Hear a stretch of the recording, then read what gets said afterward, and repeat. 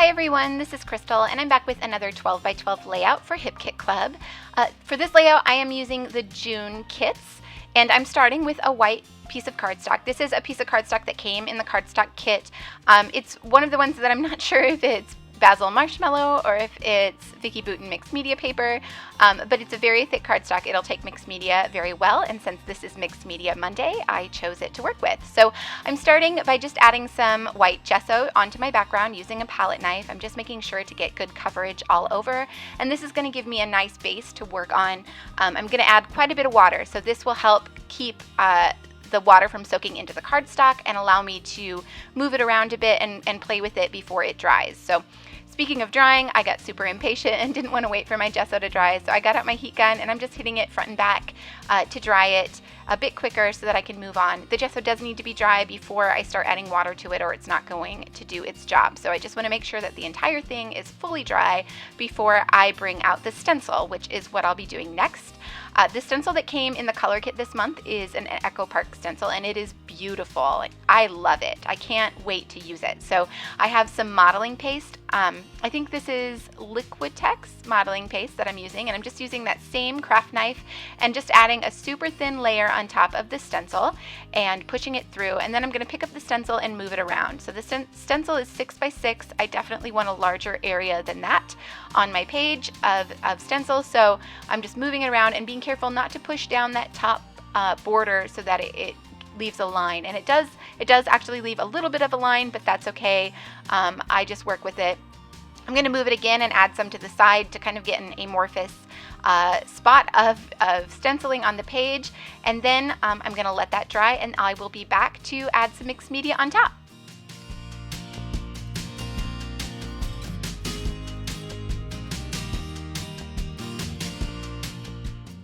Okay, so I have, like I said, my magical powders from this month's kit. We got 3 of them, and I can't remember the name of them off the top of my head, but I will link them down below so that you can see what they are. But there was a pink one, a yellow one, and a blue one. So I'm starting at the top of my page with the pink, and I just put some of the powder directly down on the page. And then I use just a water bottle to spray some water, and that activates that powder, and then it's basically like a watercolor. So you can move it around and blend it, and I'm just using a brush to kind of blend the colors together. I'm going to eventually be going for a kind of a rainbow effect on this page. So I want that pink to blend with the yellow and to get kind of an orange color in between.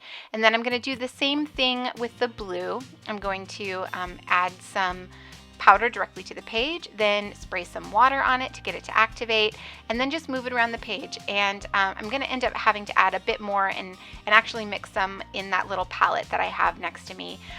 Like I mentioned in my last video, that palette is one I got at the dollar store. It's just the Dollar Tree, and so it was only $1, and I think I bought several of them, and I just keep the things that I mix right there in the palette, and then I can reactivate it after it dries just by adding some more water to it. So that's what that is, and I've used it to mix a few colors already from this kit, and now I'm just adding some splatters. I think I'm about to add a little bit more pink to the top. It was, yeah, just adding some splatters with that pink and mixing some orange to do the same thing. So you can tell that my layout is going to be fairly right focused. So I'm planning to add some paper layers to the right side of the page, and then everything will kind of be looking out towards the left, which is why I only added splatters on that side. Again, I'm just going to use my heat tool to dry it because I'm super impatient and I don't want to wait for it. So I'm not going to make you watch all of that this time. So I'm going to go away for a second and come back and start working on the page.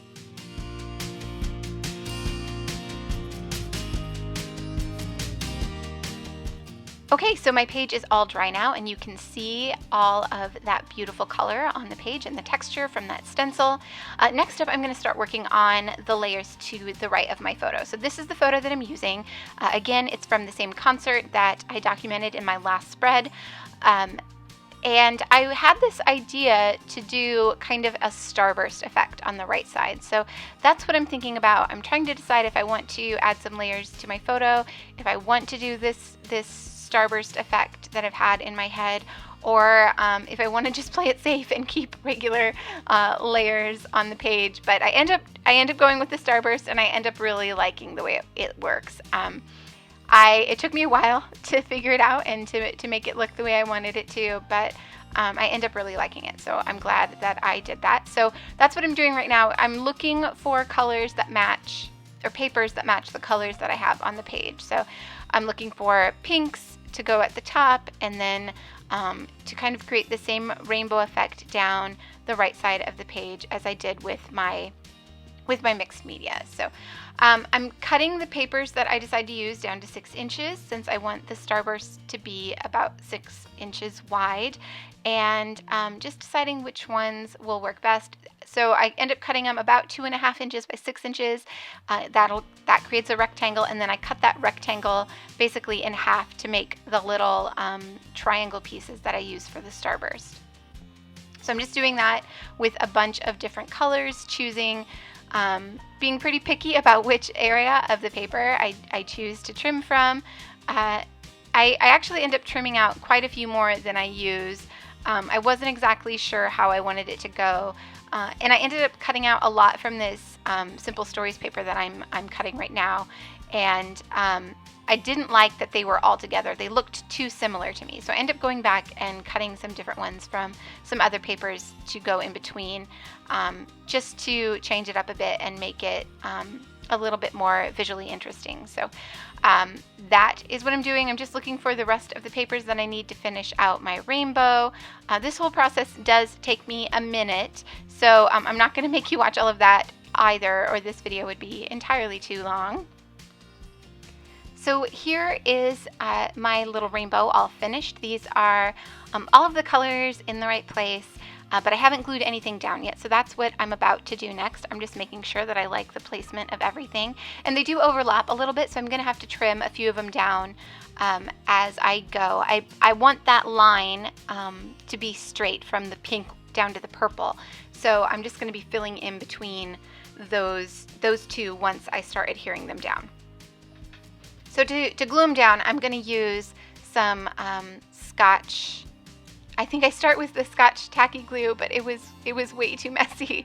That I didn't get out my fine line bottle right away. I just tried to use the bottle it comes in, and the hole in the top was way too big, and it just kind of splurted out everywhere. So I think I switch to a different glue here in a second, and use that instead. But I did use this to glue down the first two, just the pink and the purple, because like I said, I wanted that in a straight line. So I used my T-square to make sure that those lined up straight, or fairly straight. They're not perfect, but I did want it to appear to be a straight line there. And then I can go back and fill in with all of these other triangles. And like I said, I'm gonna have to cut down a few of them because they certainly don't all fit the way they are. So I'm just deciding which ones I want to trim down to make to make the half circle actually fit together. And there you can see I got out my other adhesive, and that's Tombow Mono Multi, I think is what it's called. I'm not sure. I use it sometimes. It's not usually my go-to adhesive. I usually like my fine line bottle, but I didn't need my fine line bottle, and this was handier, so that is what I used. So I'm just using a scissors to trim down these papers just by eye, trying to get them to the size that I want them. And then as I glue them down, I'm just setting that little container of modeling paste on top just to make sure that they stay put until it's dry. This glue does dry pretty quickly, so it didn't take too long for them to adhere, but I didn't want to accidentally move them around while I was working on the page. So that is why that's sitting there. And I'm not putting a whole lot of adhesive on. I'm just putting it on enough to get it to stick to the gesso. It is a bit hard to get things to stick to gesso sometimes, so you do need a nice liquid glue, and this works really well. I am going to go back and stitch all of these though, so I don't worry too much about getting all the edges down. I just want them to stay in place so that I can add some stitching. So that's what I'm doing. this last piece was a little bit harder to trim down since it had to fit in a very specific spot, but I eventually got it. And they aren't perfect. There are gaps in between them, and you can see the white behind it in some of the mixed media, but that is totally fine with me. I wasn't going for something that looked like it fit together like a puzzle. I just wanted the overall effect of a starburst on the page. So now I'm just going to trim off the excess on all 3 sides, and then I can take the whole thing away to my sewing machine and just add stitching in white thread on both sides of each of those pieces of paper. So there is the stitching all done. You can see, I showed you a little bit of a close-up, and you can see all of the threads hanging loose on the back side of the page. And to keep those from unraveling, I'm just using some washi tape and pulling everything back around the back side of the page and then just taping it down with washi. And then I'll end up cutting all of those excess strings off. So it takes me a little while to wrangle all of these strings, but I eventually get it, and this is what it looks like all done. So in the time I was away, I also decided to map my photo. So I used the navy blue paper right next to my photo, and then I used the grid paper from the kit around that. So that was, I think, a Simple Stories paper was the navy blue, and then the grid paper was one of the Vicki Boutin papers from the kit. And I just did a thin border of each around my photo, and that just helps set it apart from all of the busyness of the background. So before I do any embellishing, I want to work on my title because I need to get that in place. The page is already very busy. I need to get my title in place before I do the embellishing so that I can make sure I leave enough space for my title. It took me quite a while to come up with the title that I wanted to use. I didn't actually know what title I wanted before I started this page. I knew that I wanted to use these thickers, the iridescent shiny thickers, and come up with something from the words on this sheet. And I knew that I wanted to add some of the navy blue letters that came in the kit as well to finish out the title. But once I thought of the title, it seemed like it was obvious, and I should have thought of it from the beginning. But I choose the title Here Comes Sunshine, which is a title of a song that the band played at the concert that we were at. And because of that kind of sunburst, it just seemed like the perfect title for this page. So eventually I decided to use Here Comes Sunshine, and I'm just going to kind of loosely place that on the page until I can figure out exactly where it needs to be. I do end up moving it over quite a bit in the end, but I want to get everything down before I decide for sure. So it's just loosely stuck there, and because there's all of that mixed media on the background, nothing's going to stick to it too permanently right away until you press it down or even add some additional adhesive. So just spelling out Here Comes Sunshine. I don't even bother getting out a ruler or an alignment tool or anything. I just kind of stick things down, and then I can figure out how to get them to nestle together. I do end up having to overlap the photo just a little bit, and it's not adhered down yet, so I don't stick that all the way down. I just stuck the E kind of on top of the N, since I didn't want to stick it to my photo until my photo was in place. And now I can start thinking about embellishing. So I have what's left of this cut apart sheet from my last layout, and it had this navy blue polka dot banner, and I thought that would bring out some of that dark blue that's in the title. So I wanted to add that, and then I'm just looking through all the other little bits. This is the Heidi Swap sticker sheet from the kits, and the Pinkfish Studio Out and About little epoxy clips, and then I also have the Vicki Boutin Color Kaleidoscope embellishments. These are the die cut embellishments. So I'm going to open those up, and I find these flowers that are in the same tones as my rainbow. So I decided to add those tone on tone on the background. And I thought about adding that purple one, but I didn't like the white outline around it. And to be honest, I just didn't feel like fussy cutting it. It would have been a hard job to fussy cut. Those are tiny little flowers.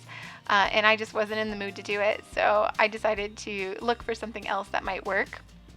And I found this camera, which I thought worked really well in that spot right below the title, because it has blues and purples on it, so I felt like that would work well in that area. I'm not being too strict about the tone on tone. Obviously, I added that blue banner to the top, but I do like the idea of doing some tone on tone just to reinforce the idea of it being a rainbow. So now that I have finally adhered my photo stack down to the page, I can put that title exactly where it belongs and get that stuck down. And then I added my photo just right on top of those die cuts that I had placed there. They weren't adhered down before, but I was careful not to move them. And then all I had to do was just add a little bit of glue to the outside to make sure that they were well stuck to the page. But that way I didn't have to try and fiddle with them and get them back in the right spot. For this camera, I'm going to add a little bit of foam behind it because there is foam behind the photo. This is just fun foam, the kind you can buy at any big box store. It has adhesive on one side, and it's very inexpensive, and it's kind of a low dimension too, so it doesn't have a huge amount of dimension, which I really like for adding to other things on the page. It's just another level of dimension on the page. So I added that dimension or that foam to the whole camera, and then realized I already had some behind my photo and it wasn't going to work. So I had to kind of peel away some of it, and it did stick to the photo quite a bit, but it's covered by the camera, so I'm not too worried about it. I did the same thing with that banner. I wanted it to stick up above the photo, so I added some foam just to the very top of that so that it could sit nicely up against the top of my photo. And to get that to stay in place, I just used, again, that little bottle of modeling paste to keep it from popping up. I didn't want to stay down completely at first. Now I have pulled out the chipboard pieces from the kit. These are also Vicki Boutin, and I added one little chipboard arrow that said awesomeness, I think, or something like that. And then I also have the puffy stickers. So I really love these puffy circles. I'm gonna add, I think, 3 of them to the page. So I added one that's a kind of a multicolored heart on top of that blue banner. I added one to the center of my camera, and then I added another one to that flower cluster on the right hand side. I think that one said remember this.